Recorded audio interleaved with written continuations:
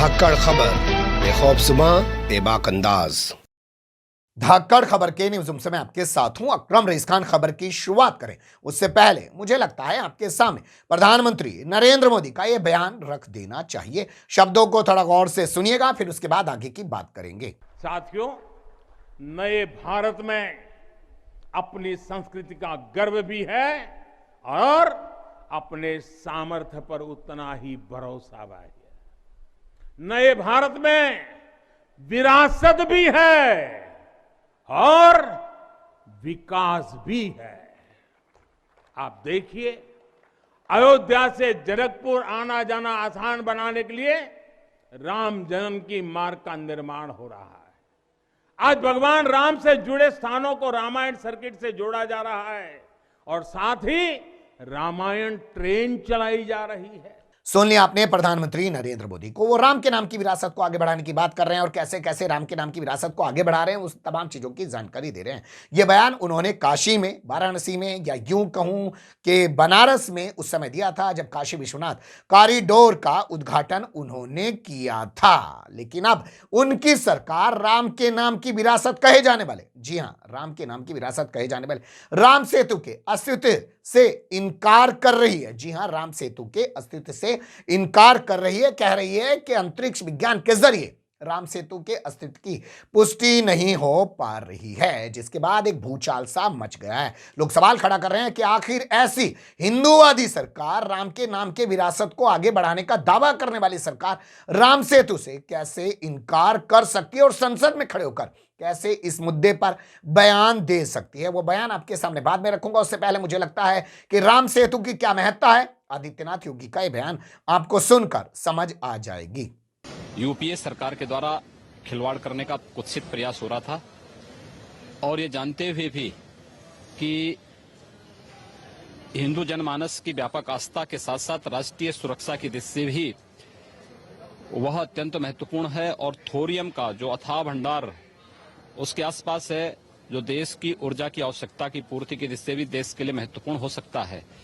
वैकल्पिक मार्ग होने के बावजूद या वैकल्पिक मार्ग बनाए जा सकते हैं सबके बावजूद उसको तोड़ने का प्रयास हिंदू आस्था पर एक प्रहार था। सुन लिया आपने आदित्यनाथ योगी ने किस तरीके से राम सेतु की महत्ता को गिनवाया है और इसको लेकर सीधे तौर पर कांग्रेस पर हमला भी बोला है। लेकिन अब यही सरकार राम सेतु के अस्तित्व से इनकार कर रही है। मुझे लगता है अभी भी आपके सामने वीडियो नहीं रखना चाहिए। यहां मैं आपके सामने इंडिया टीवी की एक छोटी सी रिपोर्ट रख रहा हूं जिसमें दावा किया जा रहा है कि 1993 में सैटेलाइट के जरिए नासा ने कुछ तस्वीरें ली, जिसके बाद पता चला कि समुद्र के अंदर वो राम सेतु है जिसके जरिए राम ने समुद्र पार किया था और लंका पर जाकर चढ़ाई की थी और रावण को युद्ध में हराया था और सीता को आजाद कराया था। अब यहाँ इंडिया टीवी की वो छोटी सी रिपोर्ट देख सकते हैं। 1993 में अमेरिकी अंतरिक्ष अनुसंधान केंद्र नासा ने राम सेतु की कुछ तस्वीरें खींची थी। ये तस्वीरें अंतरिक्ष से खींची गई थी। इनमें राम सेतु कहीं कहीं ऊपर नजर आता है और फिर समुद्र में समा जाता है। इसके आसपास समुद्र की गहराई भी बेहद कम है। कहीं कहीं तो समुद्र की गहराई महज 1 मीटर ही है। राम सेतु के करीब समुद्र की सबसे ज्यादा गहराई 10 मीटर है। नासा की इन तस्वीरों के जारी होने के बाद ही हिंदुस्तान में एक नया विवाद शुरू हुआ था। सुन लिया आपने इंडिया टीवी की इस रिपोर्ट में। अब इसके बाद आपके सामने सीधे तौर पर वो बयान रखने जा रहा हूं जो सामने आया है राज्यसभा से। जी हां, राज्यसभा में भाजपा के हरियाणा से आने वाले सांसद, हिंदी नहीं बोल रहे हैं, इंग्लिश में बोल रहे हैं, आप सोचिएगा, और जम्मू कश्मीर से आने वाले मंत्री हिंदी में नहीं बोल रहे हैं, जबकि दोनों हिंदी भाषी क्षेत्र के सांसद हैं और मंत्री हैं, इंग्लिश में बात कर रहे हैं। पहले उसको सुन लीजिए। Sri Kartikeya Sharma. Thank you, Chairman, sir. I would like to ask the Honourable Minister whether the present government is making any efforts for conducting scientific assessment of our glorious past, history and historical facts of India from the Vedic period to the present day and introducing it into the curriculum. Because we know that the previous governments have ignored this. Your question, sir. Your question. Honourable Minister.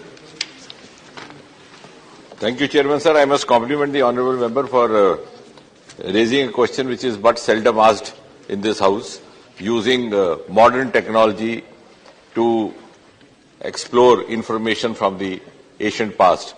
So I am glad to share with him that the Department of space technologies, Department of Space is actually engaged in this. We have discovered some of the information remains from the Harappan civilization also. In as far as the question that was asked by him today concerning Ram Setu, though we have certain limitations in discovering that, because the history dates back to about more than 18,000 years, and that bridge, if you go by the history, was about 56 kilometers long. But yes, to some extent, through space technology, we have been able to discover species in islands, some kind of limestone shoals, which of course can't be accurately said to be remnants or parts of a bridge, but they have certain amount of continuity in location, through which some surmises can be drawn.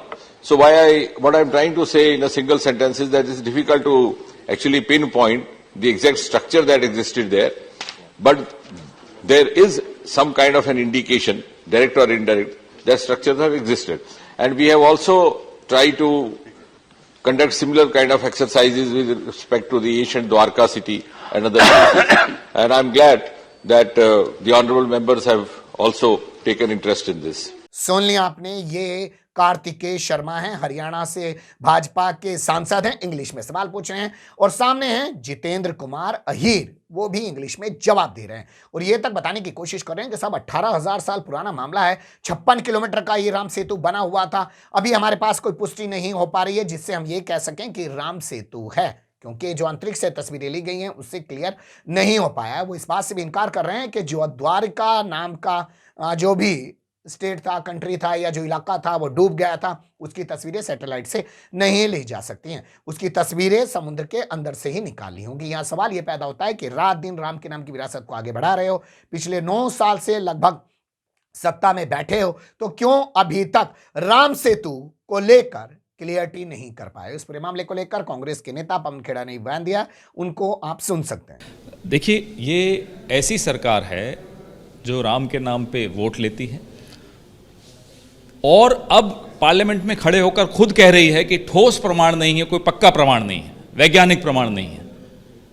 तो लाखों करोड़ों ऐसे लोग जिन्होंने राम के नाम पर इन्हें वोट दिया, उनकी भावनाओं के साथ खिलवाड़ करती हुई सरकार नजर आ रही है। यही बात जब हमारी सरकार के अफसरों ने सुप्रीम कोर्ट में जब हलफनामा दिया था, तब इन्होंने कितना बड़ा हंगामा किया था। सुन लिया आपने, कांग्रेस के नेता पवन खेड़ा ने किस तरीके से कटाक्ष किया है कि ये वही लोग हैं, जब हम साइंटिफिक बात कर रहे थे तो हमें हिंदू विरोधी बता रहे थे, लेकिन आज खुद राम सेतु के अस्तित्व को नकार रहे हैं। और इस मामले पर प्रधानमंत्री नरेंद्र मोदी खामोश हैं, आदित्यनाथ योगी खामोश हैं, पूरा भगवा गैंग खामोश है और दलाल चाटुकार दंगाई पत्रकार भी अपनी जबान पर ताला डालकर बैठ गए हैं। बने रहेगा धाकड़ खबर के साथ। एक पहलू भर रहा था, मुझे लगा कि आपको रूबरू करा दिया जाए। अच्छा बुरा जो भी लगाओ, कमेंट्स के रूप में आप लोग अपनी राय दे सकते हैं। खबर को लाइक कर सकते हैं, चैनल को सब्सक्राइब कर सकते हैं और ज्यादा से ज्यादा हमारी खबरों को शेयर कर सकते हैं। फिर ऐसे ही किसी सुलगते हुए या मुद्दे लेकर मैं आपके सामने हूंगा हाजिर। फिलहाल अभी मुझे दें इजाजत।